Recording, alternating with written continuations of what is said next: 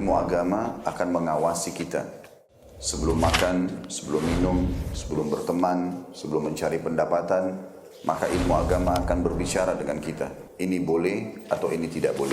Oleh karena itu, ulama mengatakan kita lebih butuh terhadap ilmu agama ini daripada makanan pada saat sangat lapar, air pada saat sangat dahaga, dan juga tempat tidur pada saat kita sangat capek.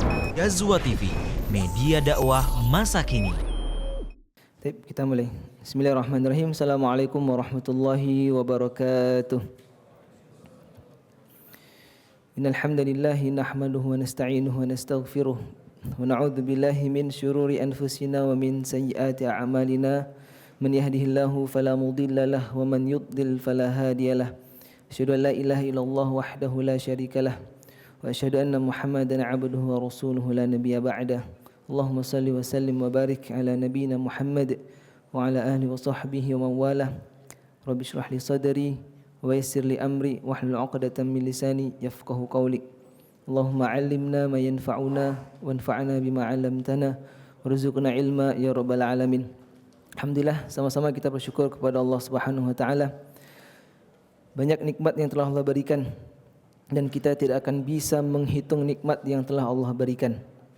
Terutama pada majelis ini, pada siang yang penuh berkah ini, Allah mudahkan kita untuk duduk bermajelis, melanjutkan kaji kita dalam kitab Jami'ul Ulum wal Hikam karya Al-Imam Ibn Rajab Al-Hambali.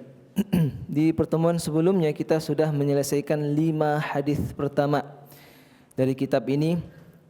Adalah hadis yang pertama berbicara tentang apa, ikhwah? Sedikit kita review sebelum kita menambah khazanah ilmu kita. Hadis yang pertama bercerita tentang apa, ikhwah? Tentang satu kata aja, niat. Innamal a'malu binniyat. Hadis yang kedua kita berbicara tentang hadis tentang apa, ikhwah? Yang berani menjawab angkat tangan. Silakan. Ada yang menjawab? Judulnya saja, tidak apa. Untuk nge-refresh sedikit apa yang sudah kita bahas. Hadis kedua kita bicara tentang apa? Mohon tunjuk nih satu nih. Satu orang, silakan. Ya, silakan Syahrul. Oke. Islam, iman dan ihsan. Hadis yang panjang, hadis Umar telah kita jelaskan secara rinci. Hadis yang ketiga berbicara tentang, siapa yang menjawab? Sebelum kita lanjut ke hadis yang ke-6, antum harus yang menjawab 5 hadis yang sudah kita bahas. Hadis yang ketiga kita sudah bahas tentang apa, ikhwah? Silakan. Hadis yang ketiga tentang buniyal Islamu ala khams, yaitu rukun Islam. Hadis yang keempat kita bahas tentang apa? Ikhwan. Insyaallah. Silakan Ustaz Sis. Betul. Tahapan penciptaan dan penetapan takdir. Hadis sebelumnya, hadis yang kelima yang baru kita selesaikan pembahasannya. Tentang apa, ikhwah? Baru kemarin. Tentang perkara baru dalam agama kita. Ini baru tanya jawab di masjid ya. Belum benar-benar ada ujiannya nanti ini. Ana sedikit menginfokan besok antum bakal ujian, udah tahu ya. Ini baru tanya jawab di sini aja sudah pada entah di mana nih. Ya, jadi antum baca, persiapkan ya. Ini sedikit mengingatkan antum besok ada ikhtibar buat ta'dimul ilm, karena itu penting sekali bagaimana adab kita memuliakan ilmu, termasuk kita duduk di siang hari ini.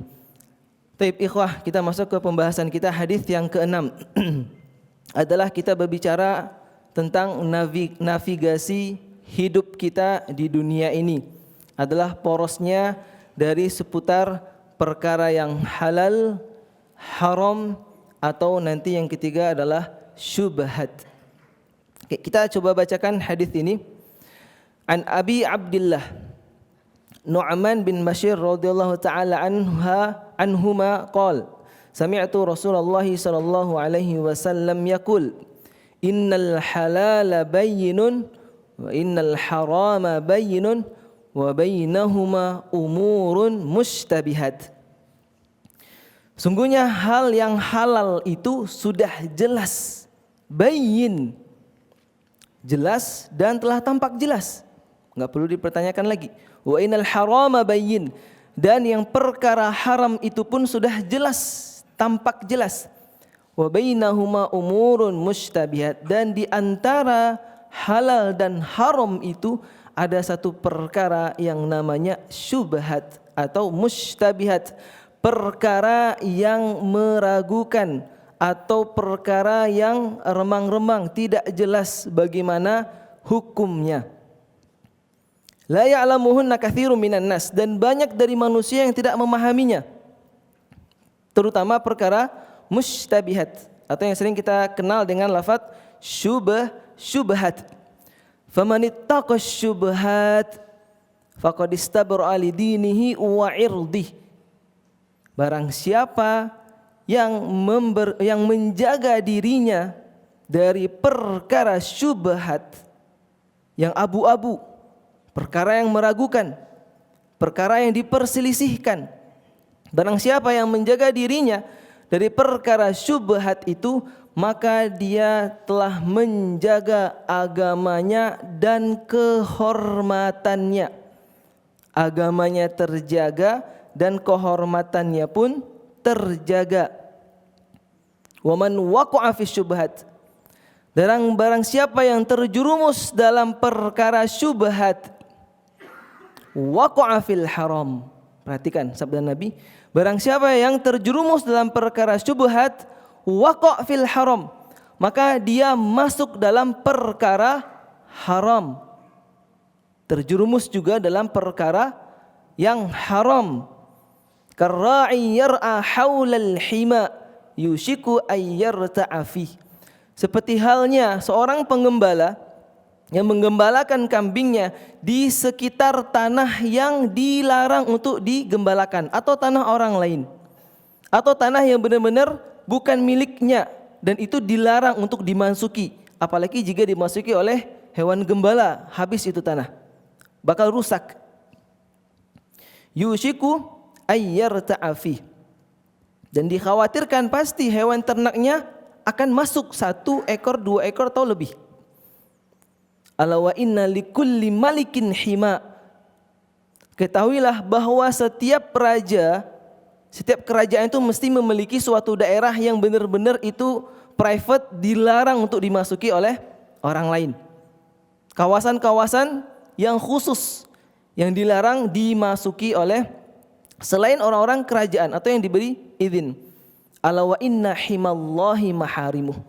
Maka ketahuilah bahwasanya kawasan yang terlarang bagi Allah itu adalah hal-hal yang diharamkannya.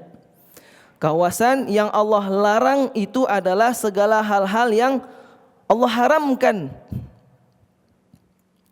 Ala wa inna fil jasadi mudghah, dan ketahuilah bahwa dalam tubuh itu ada segumpal daging. Idza salahat saluhal jasadu kulluh. Ketika satu daging itu benar, maka benarlah semua jasadnya. Wa idza fasadat fasadal jasadu kulluh, dan jika daging ini rusak, maka rusaklah seluruh tubuh tersebut. Ala wahiyal qalbu, ketahuilah segumpal daging itu adalah hati. Rawahul Bukhari wal Muslim. Takhrijul hadis wa bayanu darajatihim. Al-muallif menyebutkan hadis ini banyak diriwayatkan oleh sahabat yang lainnya. Seperti halnya diriwayatkan oleh Ibnu Umar, wa Ammar bin Yasir, dan Jabir wa Ibnu Mas'ud dan Ibnu Abbas. Adapun hadis yang kita bacakan, hadis Nu'man bin Bashir ini adalah hadis yang paling asahhu ahadits fi hadzal bab, adalah hadis yang paling sahih dalam bab ini. Maka al-muallif mengutip hadis ini daripada redaksi-redaksi hadis yang disebutkan oleh sahabat-sahabat lainnya. Syarhul hadis. Kita masuk slide 3, syarhul hadis, bagaimana penjelasan hadis ini. Fa qauluhu sallallahu alaihi wasallam, innal halala bayyin wa innal harama bayyin wa bainahuma umurun mushtabihat la ya'lamuhunna katsirun minan nas. Ma'nahu anna al halal al mahad bayyinun, bahwasanya segala perkara yang murni jelas kehalalannya. Jelas syariat, dalilnya dari Al-Quran dan Al-Hadis, secara lafadznya pun bisa kita pahami dengan baik, itu perkara halal, murni. Anal halal al-mahad bayyinun, jelas segala perkara halal tersebut yang telah digariskan dalam syariat. Lashtibaha fihi, tidak ada keraguan di dalamnya. Wa kadzalikal haramul mahad, begitu juga hal-hal yang haram. Jika kita dapati dalil Al-Quran dan As-Sunnah berbicara tentang keharamannya, maka itu murni jelas perkara itu haram. Walakinna bainal amrayni umurun tashtabihu ala katsirin minan nas. Tapi ada perkara-perkara yang di luar dari yang telah digariskan, baik itu halal maupun haram, yang itu diragukan bagaimana hukumnya. Dan banyak dari manusia yang tidak mengetahuinya. Hal hiya minal halal au minal haram, apakah itu halal termasuk perkara yang haram atau halal. Wa ammar rasikhuna fil ilm fala yashtabih alaihim wa ya'lamuna min ayil qismaini hiya. Dan bahwasanya ar-rasikhuna fil ilm, ma makna ar-rasikhuna fil ilm? Ar-rasikh, orang-orang yang thabit ilmunya. Ar-rasikh seperti halnya dalam secara bahasa rasikh, rusukh syajarah. Kita tahu pohon itu jika akan tumbuh dengan baik pasti akarnya tertancap dalam tanah, kuat dan kokoh. Seperti itu juga ar-rasikhuna fil ilm, seorang yang kokoh keilmuannya, thabit keilmuannya. Nah, ketika orang tersebut menghadapi perkara yang syubhat, maka tampak jelas bagaimana hukumnya. Wa ya'lamuna min ayil qismaini hiya, ketika itu dia akan bisa menentukan apakah ini perkara yang haram ataupun perkara yang halal. Al-halalul mahad, al-mu'allif menjelaskan al-halalul mahad, perkara halal yang murni kehalalannya. Fa amal halalul mahad famathal akli thayyibat, seperti halnya kita memakan makanan yang jelas itu makanan yang baik, seperti minaz zar'i, dari hasil-hasil bercocok tanam. Ya, dari hasil-hasil tanaman yang ditanam itu jelas kehalalannya. Minaz zuru'i wa thimar, termasuk buah-buahan, sayur-sayuran, wa bahimatul an'am, dan semua hewan-hewan ternak itu halal hukumnya untuk dimakan. Wa syarbun al-ashribah at-thayyibah, dan segala minuman yang baik untuk diminum. Wa libasun, dan segala pakaian yang diperbolehkan. Ma yahtaju ilaihi minal qatan wal kitan was-suf wasy-sya'r, pakaian-pakaian yang terbuat dari katun, linen, wool, ya, bulu, yang semuanya dihalalkan. Wa kan nikahi wat tasarri wa ghairi dzalik, dan seperti halnya perkara pernikahan, kepemilikan budak dan lainnya, semuanya yang telah digariskan dalam syariat itu halal, maka itu adalah al-halalu mahad, murni kehalalannya dan tidak perlu kita ragukan lagi. Idza kana iktisabuhu biaqdin sahih, perhatikan ikhwah, apabila diusahakan melalui akad yang sah. Semua perkara-perkara yang kita dapatkan itu jika diawali dengan akad yang sah, maka semua termasuk perkara yang al-halalu al-mahad. Seperti jual beli yang sah, yang akadnya, syaratnya terpenuhi sesuai dengan syariat. Seperti halnya kal mirath, harta-harta warisan itu murni harta yang halalul mahad, tidak perlu diperdebatkan lagi. Hibah, harta pemberian itu halal. Wal ghanimah au ghanimah, harta-harta rampasan perang dibagikan itu murni al-halalu al-mahad. Juga al-mu'allif menjabarkan al-haramu mahad, perkara yang murni keharamannya, misal akl maitah, makan daging bangkai, al-maitah, waddam, memakan atau meminum darah, walahmul khinzir, daging babi, wasyurbul khamar, minum khamar. Semua makanan ini sudah jelas dalam syariat kita, ada dalilnya menunjukkan keharamannya, dan itu jelas tidak perlu diperdebatkan lagi. Wa nikahul maharim, dan nikah terhadap orang-orang yang diharamkan, jelas itu haram. Walibasul harir lirrijal, menggunakan pakaian sutra bagi laki-laki, itu jelas haram karena sudah jelas hadisnya. Wa mathal iktisabil mahram karriba wal maisir, dan segala hal-hal yang kita usahakan dari perkara yang haram seperti riba. Semua akad, semua usaha yang ada unsur riba di dalamnya, maka semuanya menjadi haram. Termasuk hasil yang dia dapatkan dari perkara riba dan yang perkara jelas keharamannya, semuanya berakhir dengan haram. Wa thaman ma la yahillu bai'uhu, dan hasil jual yang mana tidak dihalalkan cara berdagangnya, jual belinya yang salah. Wa akhdul amwal al-maqsubah, dan mengambil harta dengan ghasab, itu haram. Bisarakah, dengan pencurian, haram. Aghas au tadlis, atau mendapatkan harta dengan menipu. Semua yang dia dapatkan dari harta dengan cara yang diharamkan, maka harta itu pun menjadi haram. Al-haramu al-mahad. Dan sejenis yang lainnya, kalau kita berikan contoh itu banyak sekali. Semua yang melabrak syariat, norma-norma syariat, itu bisa menjadi haram. Hukumnya, barang hasilannya, kemudian cara yang jelas yang haram, maka hasilnya pun menjadi haram. Nah, perkara al-mustabih, slide yang kelima, wa ammal mustabih famathalu akli ba'di makhtalafa fihi hillihi aw tahrimihi. Segala contoh yang di perkara syubhat, contohnya memakan sebagian benda yang diperselisihkan kehalalannya atau keharamannya.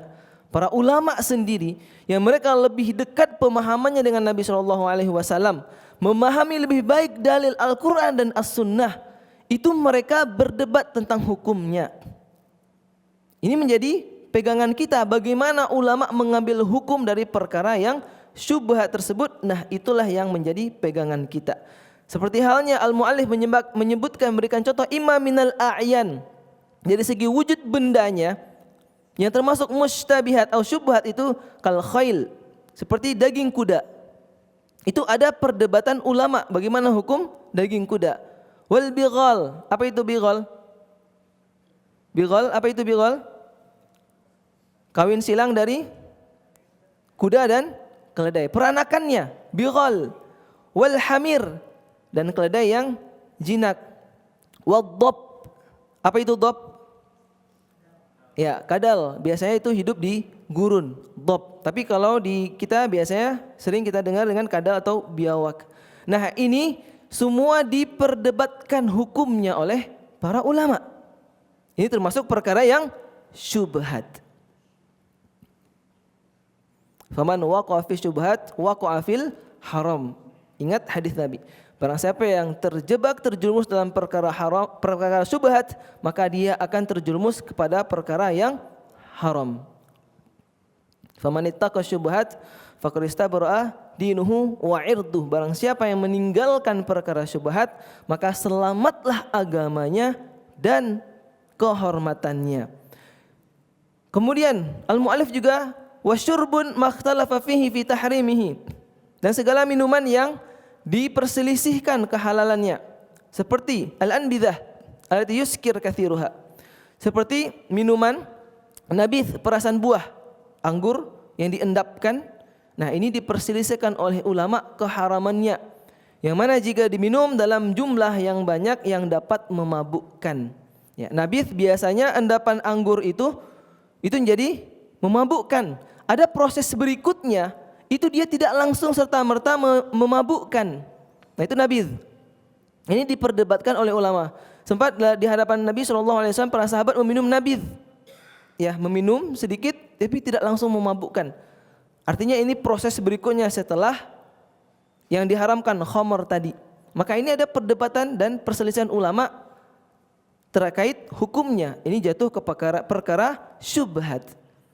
Termasuk dari pakaian juga. Walubsun makhtalafa fi ibahatin lubsihi min juludis siba' wa nahwiha. Seperti halnya ada perkara pakaian yang diperselisihkan hukumnya oleh ulama, jika kita gunakan. Seperti pakaian yang terbuat dari hayawan siba, hewan-hewan buas.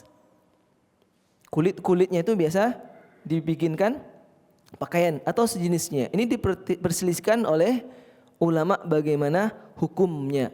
Ada ulama juga yang menjelaskan kulit hewan buas yang bertaring itu haram hukumnya, dimakan, termasuk kulitnya dan semuanya menjadi haram hukumnya.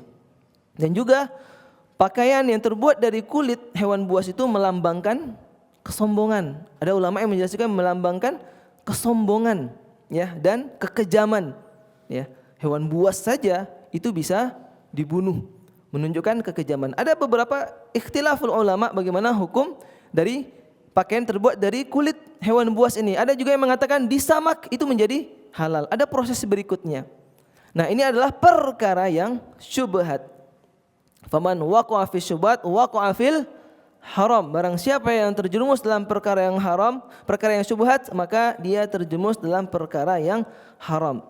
Kemudian al-mu'allif juga menyebutkan wa imma minal makasib al-mukhtalif fiha kama sa'ilil 'inah wa tawarruk wa nahwi dzalik. Wa hadzal ma'na fassara mushtabihat Ahmad wa Ishaq wa ghairihima.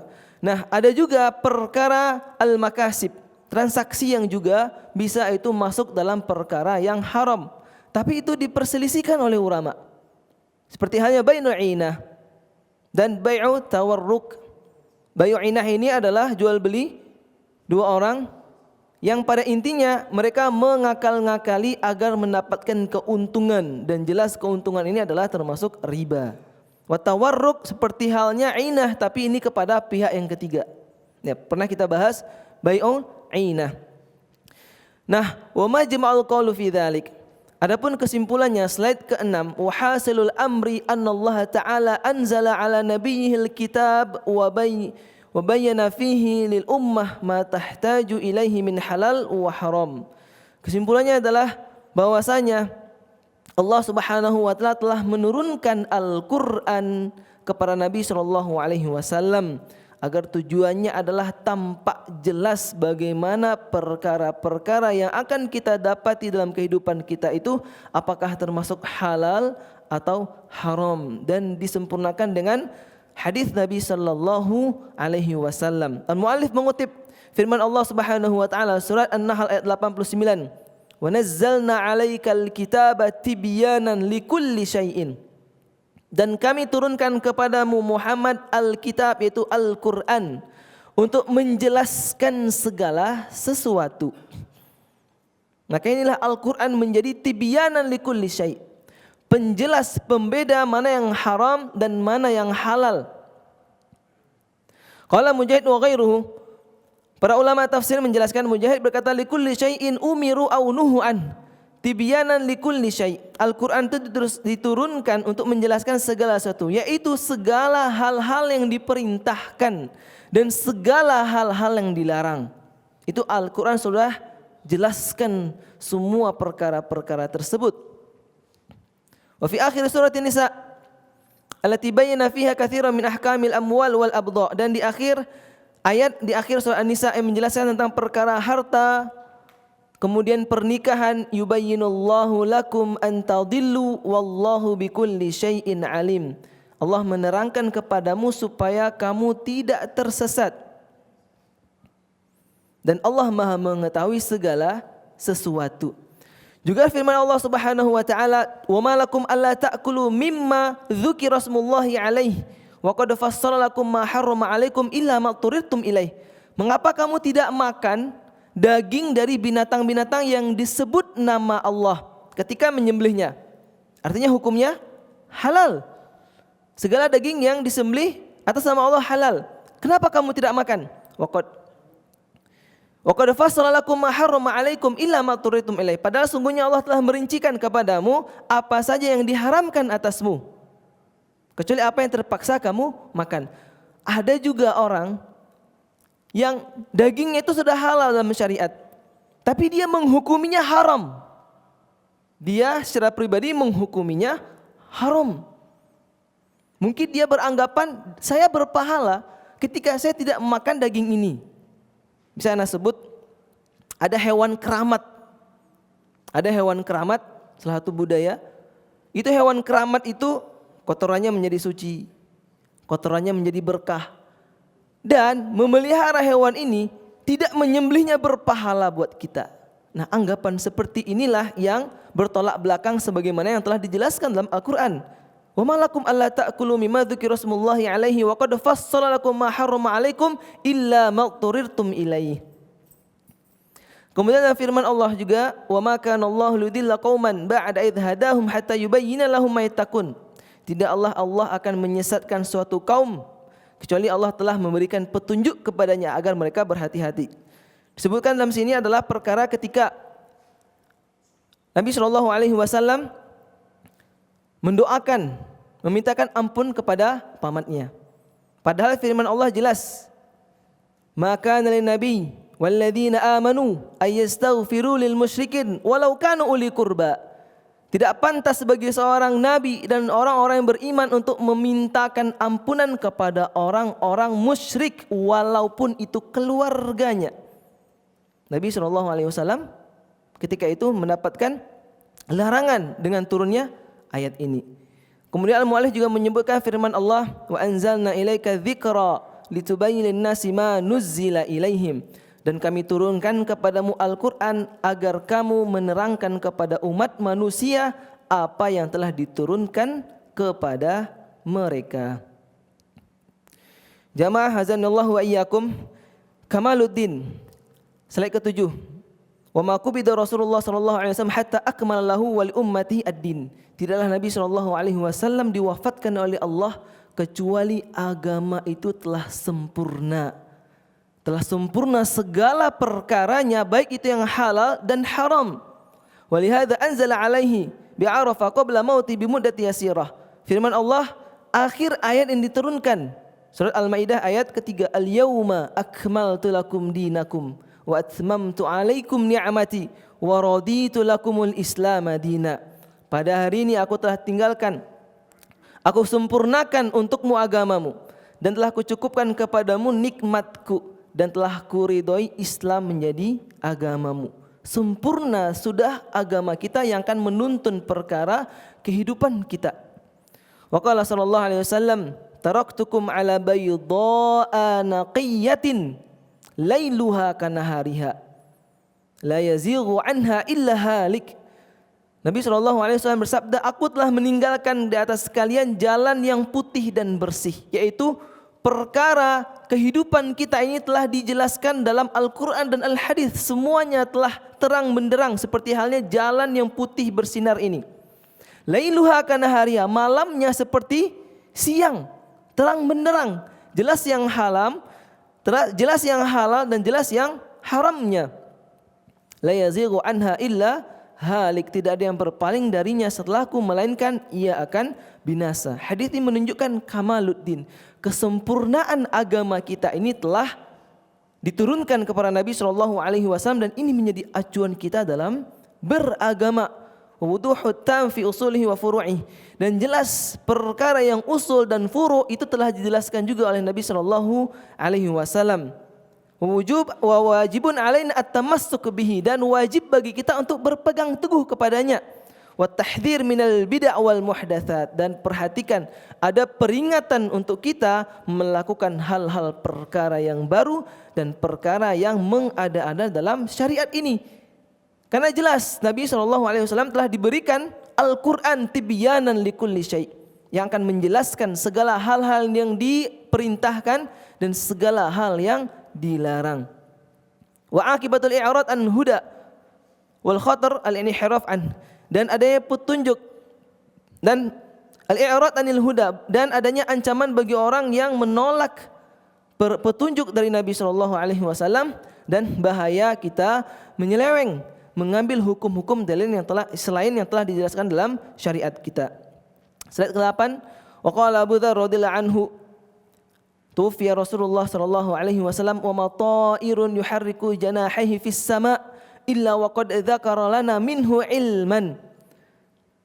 Abu Dzar radhiyallahu anhu berkata, Rasulullah sallallahu alaihi wasallam diwafatkan dan tidak ada seekor burung pun yang mengepakkan kedua sayapnya di udara, melainkan beliau telah menyebutkan ilmu mengenai hal tersebut kepada kita. Perhatikan, ini adalah kinayah, adalah contoh bahwasanya hal sedetail itu dari makhluk hidup burung itu telah dijelaskan kepada Nabi. Telah dijelaskan kepada Nabi. Bagaimana perkara-perkara kita, baik yang tersembunyi atau yang tidaknya. Nabi semua telah menjelaskan, termasuk bagaimana perkara adab kita, kehidupan kita, bahkan buang hajat, semuanya. Hal yang kecil di rumah tangga, bersama istri, semuanya ada dasarnya dan petunjuk dari Nabi SAW. Tidak ada perkara burung mengepakkan sayap di udara kecuali ilmunya telah disampaikan oleh Nabi SAW. Artinya kesempurnaan agama kita telah dijelaskan oleh Nabi SAW. Dan juga ada di redaksi yang lain, ma baqiya sya'un yuqarribu minal jannah wa yubaidu minan nar illa wa qad buyyina lakum. Tidak ada satu perkara yang mendekatkan kita kepada surga atau menjauhkan kita dari neraka Allah, melainkan telah dijelaskan kepada kalian. Telah dijelaskan kepada kita. Maka agama kita sebenarnya adalah agama yang paripurna. Jangan sampai ada keraguan dalam diri kita. Nabi telah menjelaskan seluruh perkara agama, baik yang itu yang pokoknya, yang usul, maupun perkara yang cabang atau furuknya, baik itu yang secara zahir atau batin. Sampai tidak ada satupun ilmu yang mendekatkan diri kita kepada Allah, melainkan telah diajarkannya. Telah diajarkan oleh Nabi SAW. Slide 9, wala masyakkan nasu fi mauti SAW qala ammuhu al-Abbas radhiyallahu anhu.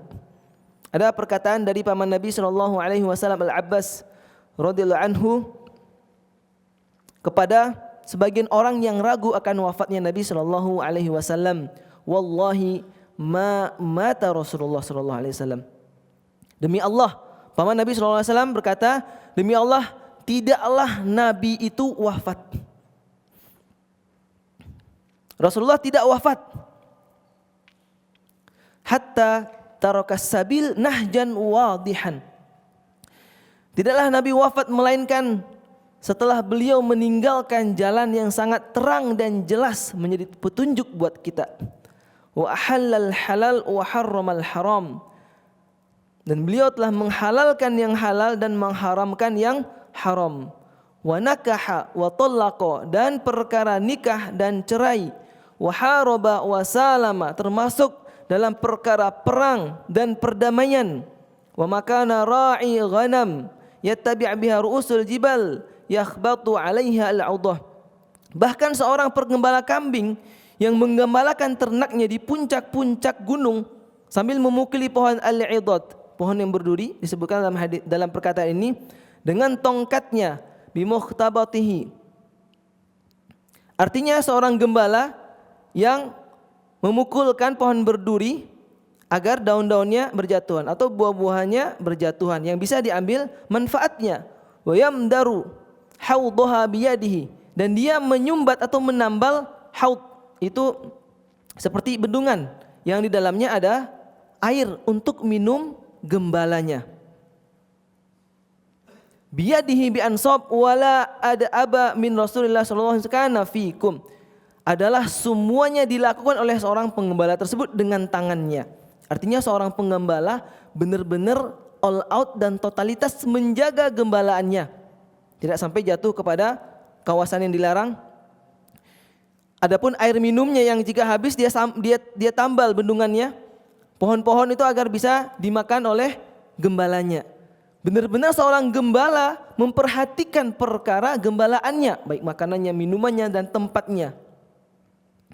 Nah, perhatikan, Al-Abbas, paman Nabi SAW, menggambarkan Nabi SAW lebih memperhatikan apa yang akan menjadi pegangan kita, menjadi pedoman hidup kita, menjalani kehidupan kita ini. Dengan diturunkannya Al-Quran dan sunnah dari Nabi SAW. Ini menunjukkan kesempurnaan agama kita. Dan perkara yang halal itu adalah jelas, yang haram itu sudah jelas, dan adalah perkara syubhat yang harus kita perhatikan.